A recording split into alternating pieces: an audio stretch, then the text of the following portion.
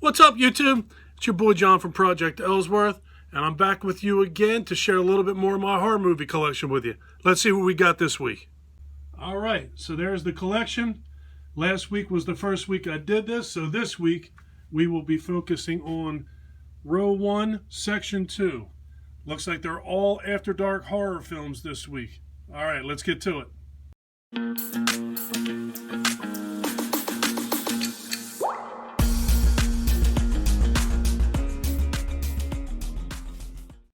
Now, I know right off the bat that I have not seen most of these movies, and the ones that I have seen, it's been years since I've seen them, so I have a feeling I'm going to be doing a lot of reading this week.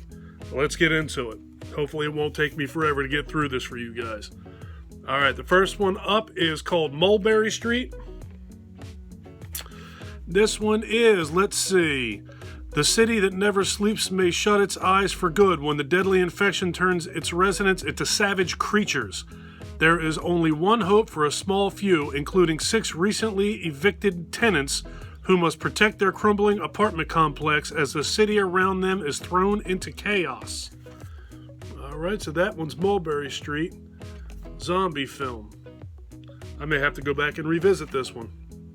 I gotta go back and revisit a lot of these, I'm sure. Because like I said, it has been years since I've watched these movies. This came out in 2008. I bet you it has been since 2008 or 2009 since I've watched any of these movies. Alright, next up is The Nightmare Man. This one is also 2008, if I'm not mistaken. Yep. Most of these are 2008, I believe. Until the series changed. Anyway, never. Who cares? Regardless. Alright, Nightmare Man. Gee, I talk too much. After receiving a mysterious mask, Ellen Morris believes that she was attacked by an evil being she calls Nightmare Man. Her husband, Bill, believes that she is crazy. On their way to the mental hospital, their car breaks down and Bill goes to get gas, leaving Ellen alone. That's probably a terrible idea. When Nightmare Man appears, Ellen takes off into the woods, also a very bad idea. Unsure whether she is hallucinating or not, she stumbles upon a cabin filled with friends, odd, who unknowingly become prey the moment Ellen steps inside. So that also sounds interesting. Again, Nightmare Man. I didn't realize I paid $15 a piece for these suckers. Jesus. Apparently I had a lot more money back then. Alright, next up we have Tooth and Nail. Alright, again, 2008. A small group of survivors in a post-apocalyptic world take refuge in an empty hospital with plans on rebuilding society. Tall task.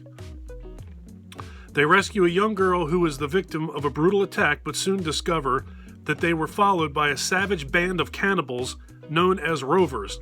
I dig cannibal movies. Maybe I'll watch this one soon too. You know what I actually should do is just plow through all of these movies. There's tons of them here.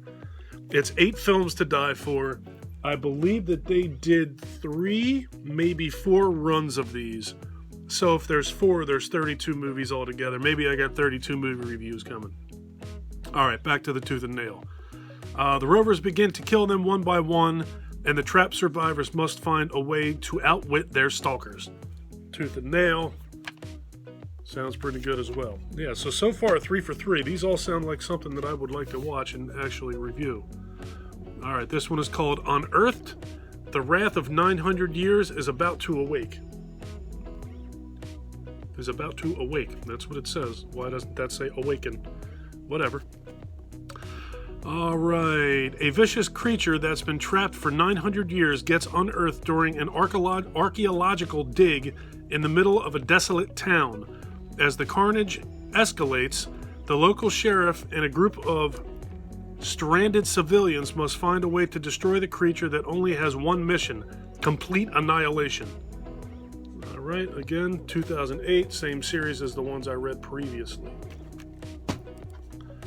Alright, this one definitely looks different. Yeah, this is the beginning of a new series. Okay. These ones I all bought at Walmart. This is 8 films to die for as well. Alright, so the next 8 films should be 2009. Let's see if there's a date back here. Well, it's got to be 2009. Yep, 2009. All right, so all of the following 8, 1, 2, 3, 4, 5, 6, 7, 8, the next 8 films are all from 2009. These all have pretty cool slip covers. Pretty neat. And they actually have like a gash in the back of them. All right, this one is called Autopsy. Kind of important that I tell you what in the world the thing's called, right? All right, a group of recent college grads is taking a final vacation together when an accident leaves them hurt and stranded on a lonely Louisiana road. Crazy shit always seems to happen in Louisiana. An ambulance arrives and takes them to Mercy Hospital, an eerie, half-empty place that harbors a chilling secret. A doctor conducting inhuman experiments on its helpless patients. Tongue twisted. So that sounds pretty good as well. Autopsy. All right, next up, we have something called The Broken. Got the little creepy dude in there. All right, what's The Broken say? A successful speaking is an issue today, apparently. A successful radiologist watches her life spiral out of control after she sees the spitting image of herself driving down a London street. Attempting to discover the identity of her double, she stumbles onto a terrifying mystery that involves her family and closest friends, leaving her with no one to trust. Sounds pretty good as well. The Broken. I'm telling you, I have so many movies that I haven't watched, and I don't know that I've watched any of the movies in this series. If I did, like I said, it's been a long time. Here's a familiar title, The Butterfly Effect 3. I don't even think I watched The Butterfly Effect 2. I did watch the first one, and I do remember thoroughly enjoying it. It's the one with Ashton Kutcher.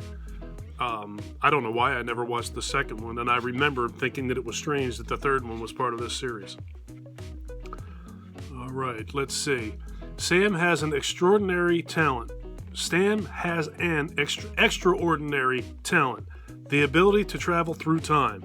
He can use his gifts to help the police solve cases, but he must never interfere with the past as it could alter the present in horrific ways. When a woman from Sam's past begs him to help find her sister's killer, Sam breaks his own rule and all hell breaks loose. All right, so just sounds like more of the same of the Butterfly Effect. Go back in time, change some things, and once you change things, other things tend to go wrong. Don't mess with the past. Don't change history. All right, what do we got now? Dying Breed is next up. So it looks like the only thing that changes is these little creepy 8 Films to Die For guy. Still pretty cool. All of these movies have the slash or gash in the back of the slipcover. All right, Dying Breed. On a quest to find a rare tiger. Okay.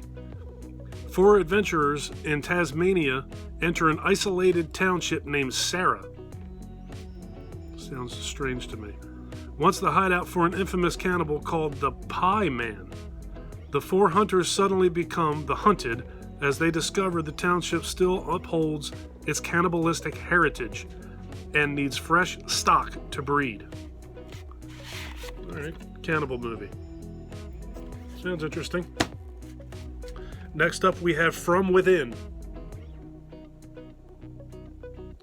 Can't remember who, I think it was Mark of Horror. I believe I saw that he had something in, I think he did N. All of his movies that begin with N he did this week. And I think that he had one of these movies. Maybe not in this section, but one of the 8 Films to Die For. So I know that Mark has at least some of these movies in his collection. I don't ever see anybody talking about any of these movies, and I have all of them. All right, From Within. A rash of suicides has devastated the small community of Grovetown, with fear and panic spreading among the local residents. As those around 18-year-old Lindsay continue to die grisly deaths, she begins to distrust everyone and suspects that she may be the next victim. Sounds pretty good. Look at that chick. She's got problems. Is that Jake Gyllenhaal? No, it is not Jake Gyllenhaal, but it certainly looked like him. All right. Next up. Perkins 14. Nothing different. Little scary dude, as usual. Alright, let's see. 10 years ago, Officer Dwayne Hopper's son was abducted, the final victim in a string of 14 local disappearances. Now, Hopper's suspicion may have been aroused by a prison inmate who bears striking similarities to the purported kidnapper. Hopper finds evidence in the criminal's apartment and seeks revenge, igniting a wave of carnage that engulfs the town. Never know. Doesn't sound like anything special to me, but we'll get to it eventually. I'm not planning on going anywhere anytime soon, so maybe I'll start actually making it a point to start plowing through these movies. Not all at once, but maybe once a week or once every couple weeks get into these movies. It's such a waste to have all these and have them sitting on my shelf and not watch them and not review them and not share them. Give you guys some advice on what to look for. It's kind of crazy to me that I do that. I buy movies constantly and sit them on a shelf and then I don't watch them. Anyway, this one's called Slaughter. See what this one has to say. See if the title says it all. Looking to escape an abusive relationship, Faith moves in with Lola at her family's farm. Every night the girls go out, the young, sexy Lola brings home an older man. When Faith realizes Lola's one-night stands are disappearing, she fears Lola's creepy family is killing more than just animals in the slaughterhouse. That also sounds interesting. Yep, I think I just made an executive decision. I'm going to go all the way to the beginning of these 8 films to die for, and I'm going to start going through these movies. I just have to. It just sounds like such good stuff. All right. Voices. Creepy dude again. All right. After witnessing the violent murders of 2 family members, a young woman fears that she may be marked for death. With no one to trust and nowhere to flee, she races against time to uncover a deadly secret in this heart-stopping thriller based on the best-selling comic book series. All right, so this one's based on a comic book. That's pretty cool. Voices. Next up, we have Dread, and this one is a different series, so my assumption is 2010. Nope. All right, so it looks like we had a second series in 2009. As I said, it's been a while since I looked at these movies. Let's see. Different covers, different series, different gash on the back of all the slipcovers. Every one of these movies has a slipcover to it, too. And I've kept them all in relatively good shape, all but that damn sticker that's on them. That sucks. Alright, back to it. Dread. Stephen and Cheryl are college students making a documentary about what people dread in life. But they have no idea what their partner, Quaid, witnessed his parents being murdered.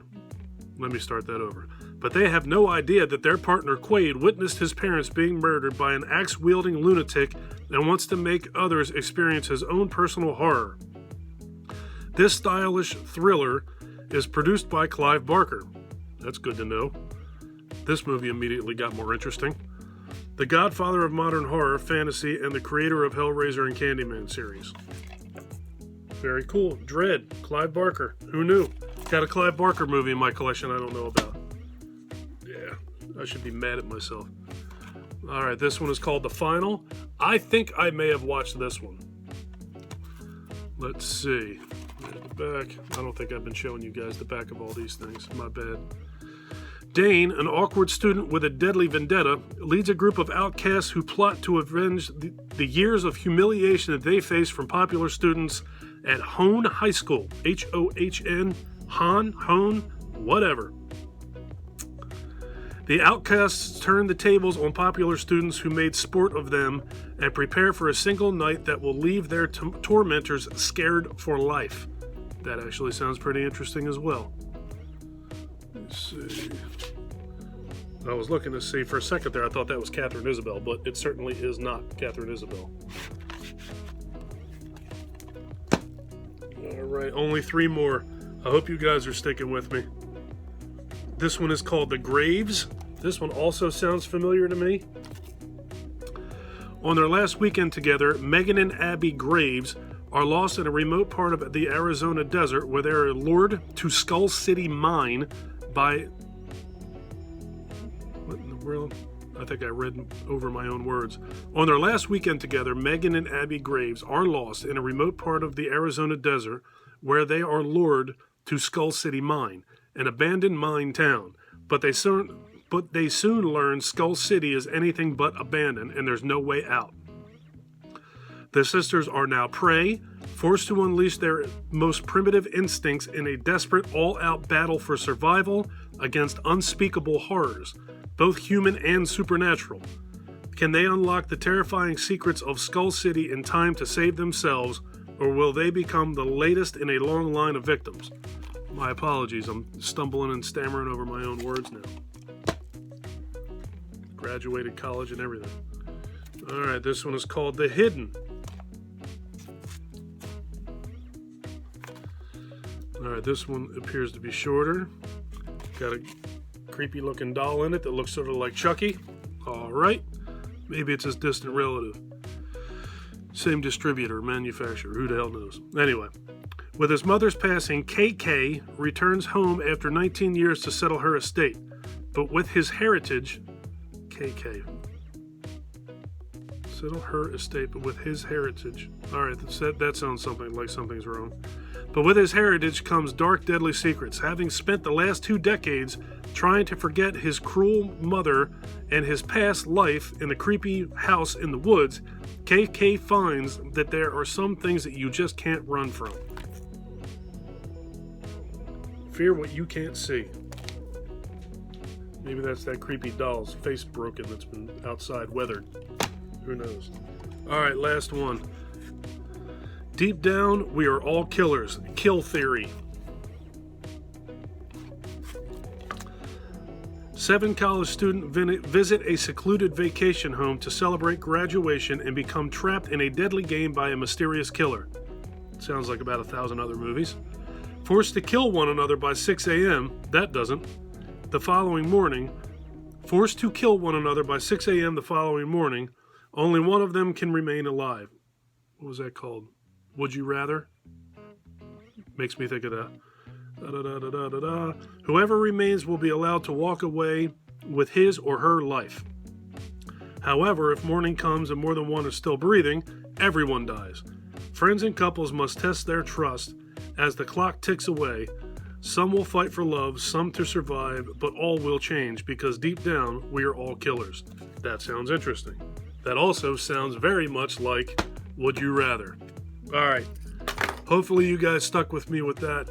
That is probably the only section in my entire horror movie collection that I will have to read the back of every cover, because I honestly don't know that I watch very many of those movies at all. I'm a horror movie collector. I see horror movies, I buy horror movies. And those are a perfect example of a whole series of movies that I bought that I've watched barely any of. The first series, I know, I sat down and plowed through all of them. I watched every one of them. These ones, when they would come out, I would buy all 8 and throw them on the shelf and never watch the things for whatever reason. But I have, like I said, I've made the decision that I'm going to go back and I'm going to start watching these movies. Maybe starting next week. I already have things planned for this week. Whatever. You guys don't need to know that, and nor do you care. Alright, I'm going to get out of here. If you enjoyed the video, please give me a thumbs up. If you really enjoyed the video and you are enjoying my content up to this point, please do me a huge favor. Click that subscribe button and ring that notification bell. Take care of yourself. Take care of each other. Have a kick-ass day, and thank you for watching. Be safe, everybody.